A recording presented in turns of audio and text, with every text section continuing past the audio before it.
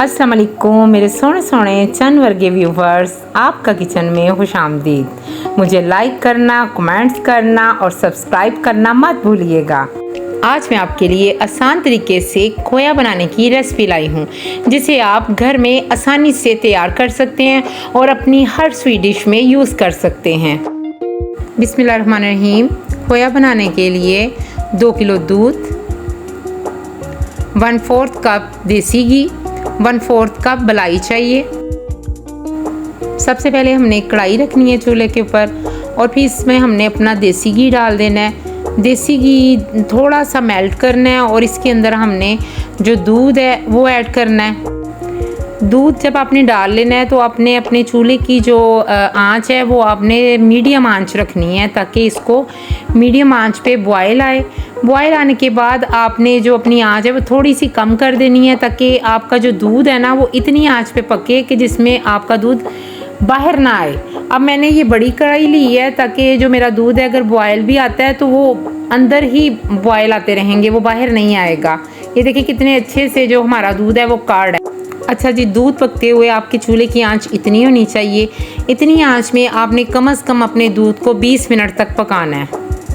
अच्छा जी, आपने कढ़ाई में अपने चम्मच हिलाते रहने हैं और मैं इसके साथ साथ अपने बाकी काम भी करती रहती हूँ, ताकि ये मेरा दूध भी आसानी से पकता रहे और साथ साथ मैं इसके चम्मच भी हिलाती रहती हूँ। और इसी तरह आपने दूध को पकते रहने देना है और जब ये बिल्कुल एंड पे आता है ना, तो उस वक्त आपने चम्मच को छोड़ना नहीं है, ताकि आपका जो दूध है वो नीचे ना लग जाए। अच्छा जी, लोग कह देते हैं कि ये खोया घर में बनाना बहुत मुश्किल है, बल्कि घर में बनाना बहुत इजी है। आप बाज़ार जाते हैं, आपको नहीं पता कि खोए में क्या क्या चीज़ उन्होंने डाली है, कौन कौन सा केमिकल डाला है। अब घर में आप पका रहे हैं, आपको पता है कि आपने कितनी इसमें नीटनेस है, सफाई है और आपने क्या क्या चीज़ ऐड की है। दूध को पकते हुए कम से कम 25 मिनट हो गए हैं। अब इस पॉइंट पे हमने इसके अंदर मलाई ऐड करनी है। जी, खोए में मलाई इसलिए ऐड करते हैं कि जो खोया है वो आपका ना सॉफ्ट बने, और इसको ना मीडियम आंच पे ना हमने इसको अच्छे से पकाना है। और चूँकि अब दूध पकने में थोड़ा टाइम रह गया है, तो आपने इसकी आंच को आहिस्ता नहीं करना। अब देखें माशाल्लाह से हमारा खोया बनना शुरू हो गया है और इसमें देखें मैंने अपने चम्मच को उसी तरह हिलाया, इसको हिलाते हुए मैंने छोड़ा नहीं है, क्योंकि अगर आप इसको छोड़ देंगे ना तो नीचे से खोया लग जाएगा।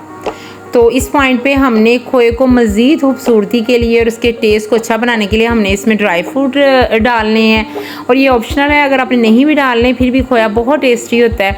और मैंने इसमें बादाम पिस्ता डाला है, ताकि ये खाने में अगर आप वैसे भी खा रहे हैं ना तो उसमें भी आपको ऐसे ही लगेगा कि आप खोए वाली बर्फ़ी खा रहे हैं। ये इतनी ज़बरदस्त बनती है।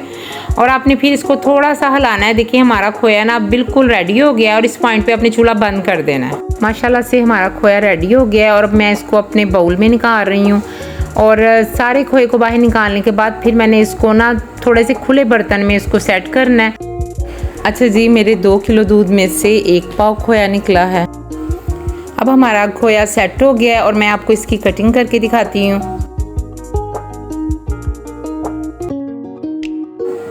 माशाल्लाह से हमारा खोया बिल्कुल रेडी हो गया और देखें ये डली बर्फ़ी की डलियों की तरह ये निकल रहा है। और इसको आप बर्फ़ी की तरह यूज़ करें, खाएं। और इसी तरह मैं इसका इस्तेमाल आपको खीर में भी बताऊँगी। अपना ख्याल रखिएगा और मुझे फ़ीडबैक ज़रूर दीजिएगा। ओके, अल्लाह हाफ़िज़।